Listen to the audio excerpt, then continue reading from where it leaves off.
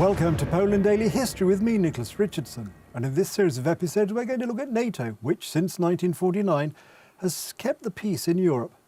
And to discuss this, I'm delighted to be joined by Adam Starzyński. Adam, welcome back. Thank you for having me. And as I said, NATO since 1949 has been the bedrock of peace in Europe, or at least peace in European member states of NATO.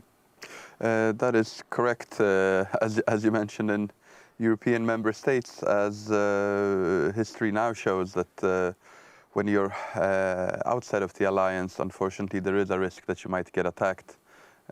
We have seen wars in the Balkans in connection with the dissolution of Yugoslavia. We have seen aggression against Ukraine in 2014 when the Russian Federation invaded and then annexed Crimea. And of course now again since 2022 there is a full-scale invasion of Ukraine taking place. Fortunately, the Ukrainians are fighting back with all they have, and so far they are actually holding on very well. There is also the case of Georgia, which sometimes is included in the European family and the European continent. Sometimes it's not, but there was also the aggression of 2008.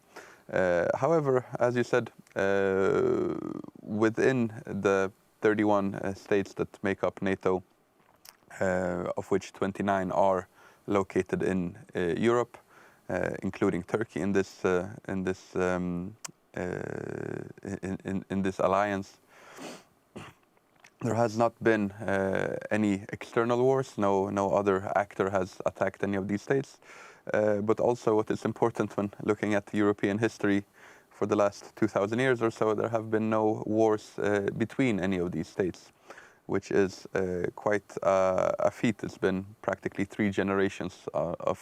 Yes, because up to that point, of course, there was a lot of war in Europe. Oh, absolutely. So it truly is the only such moment in European history. There was something akin maybe to it if we look through the period after the Concert of Vienna up until the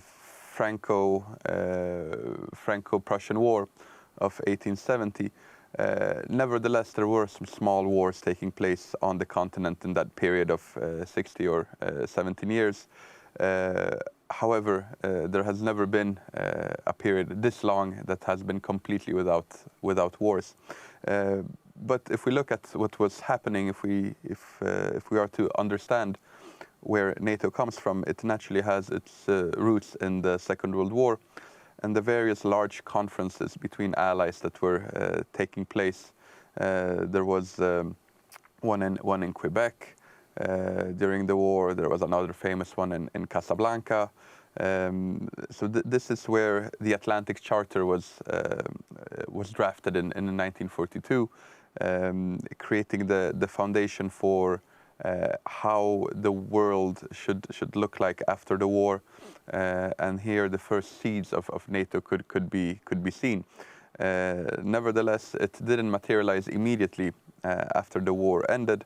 It took a couple of years. In 1945, maybe 1946 as well, there was still some hope that there would be a possibility to have good relations between the US especially, but the Western allies in general, and the Soviet Union on the other side. But by 1947, the relationship had deteriorated. Winston Churchill famously gave his Fulton speech in Missouri at the university there, where he spoke about the Iron Curtain having descended on the European continent from Stettin in the Baltic, that is Szczecin for the Poles, to Trieste down in the Adriatic Sea. A curtain which actually was to become iron some years later with the construction of the Berlin Wall, which was also very much connected to this rivalry that came about between NATO and the Warsaw Pact, which were both created on the same year in 1955. And then 6 years later, work started on the Berlin Wall in 1961.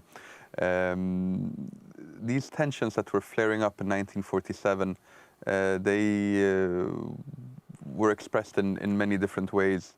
For example, there was the falsified election here in Poland, which, according to the agreements that were taken during the war, the fate of Poland was supposed to be determined in free and fair elections.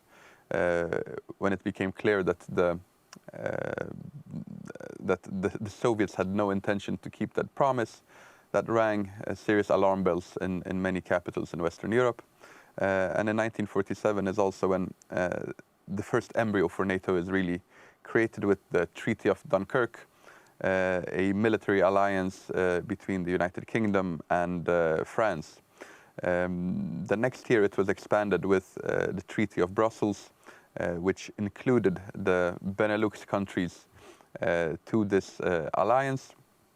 And then finally in 1949, on April 4th, the Americans came on board and brought with them additional countries, creating NATO by signing the North Atlantic Treaty.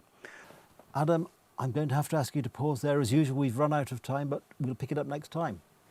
There we are. I've interrupted Adam almost in mid-sentence, but fear not, if you join us next time, as we hope you will, we'll pick up the story. In the meantime, thank you very much and look forward to seeing you next time on Poland Daily History.